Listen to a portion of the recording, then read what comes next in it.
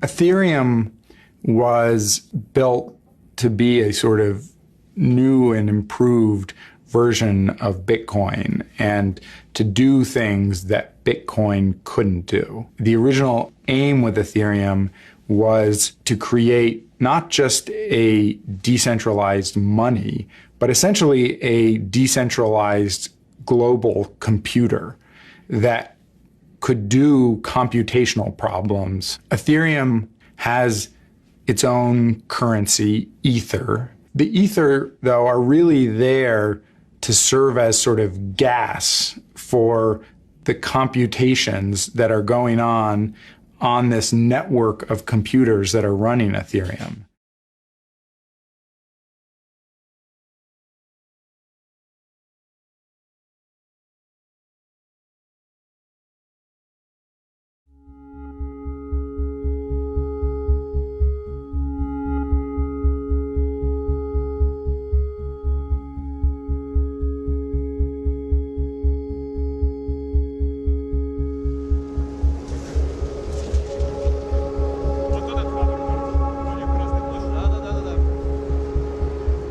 The original reason why I likes the name is that Ether is this sort of thing that, you know, scientists were hypothesizing about in the 19th century, where people were thinking sound waves travel through air, water waves travel through water, so what do light waves travel through?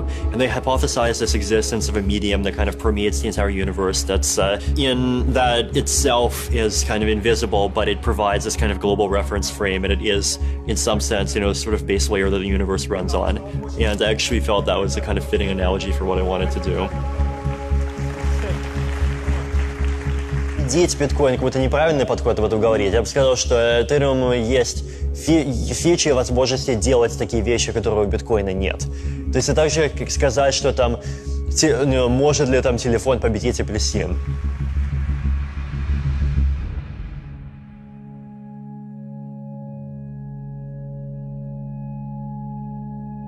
So Ethereum is a decentralized application platform. Its parent, Bitcoin, is more of a platform for transmission and storage of value. So Bitcoin was essentially an experiment in monetary theory gone wildly successful. You can think of Ethereum as a decentralized World Wide Web. It will eventually be able to run all the different kinds of applications that we see on the World Wide Web. At the end of the day, it's this kind of fabric for what you could almost describe as being a kind of new internet infrastructure. Eventually run a Facebook-like application. The difference is that it would be peer-to-peer, decentralized rather than a client-server type architecture. Ownership of data, ownership of communications or informational emissions will rest with the users of the system rather than the owners of a company like Facebook. I think Vitalik knows that he's building a giant, globally distributed, reprogrammable supercomputer on a scale that mankind has never seen before.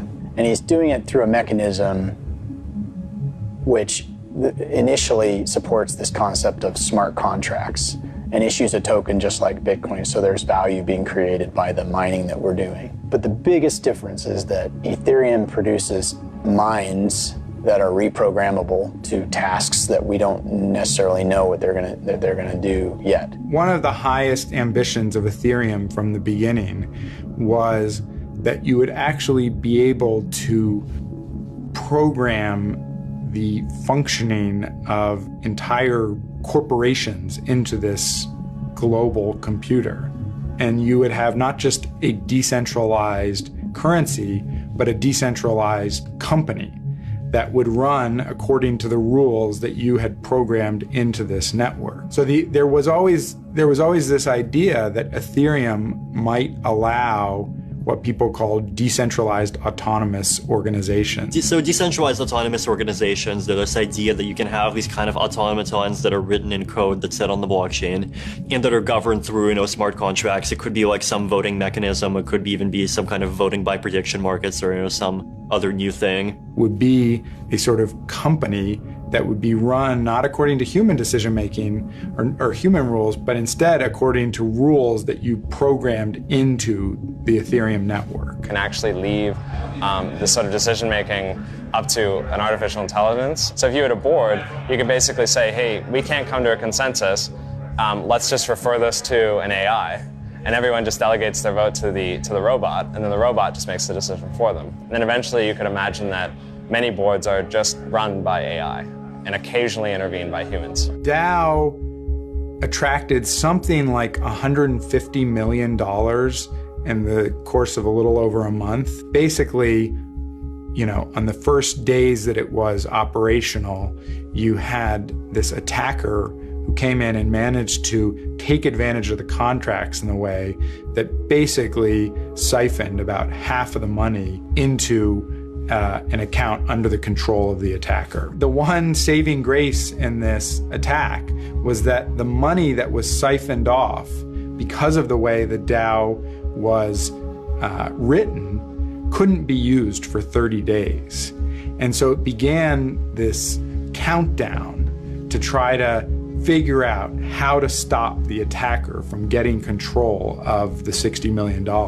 And so we have this time in order to determine whether we're going to do something about it or whether we're just going to let it go. I don't think that Ethereum has the balls to leave the theft as is. They're talking about hard forking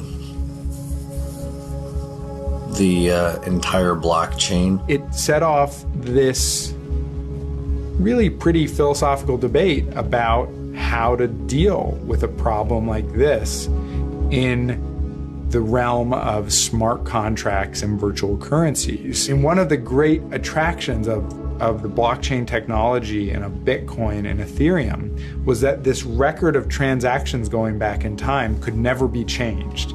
That's one of the reasons this was so valuable. You could look back and know that a transaction happened and know that nobody could tamper with that, nobody could change it. Once you had the DAO, people wanted to go back and change these contracts so that this person who seized all of this money, that those transactions wouldn't be valid.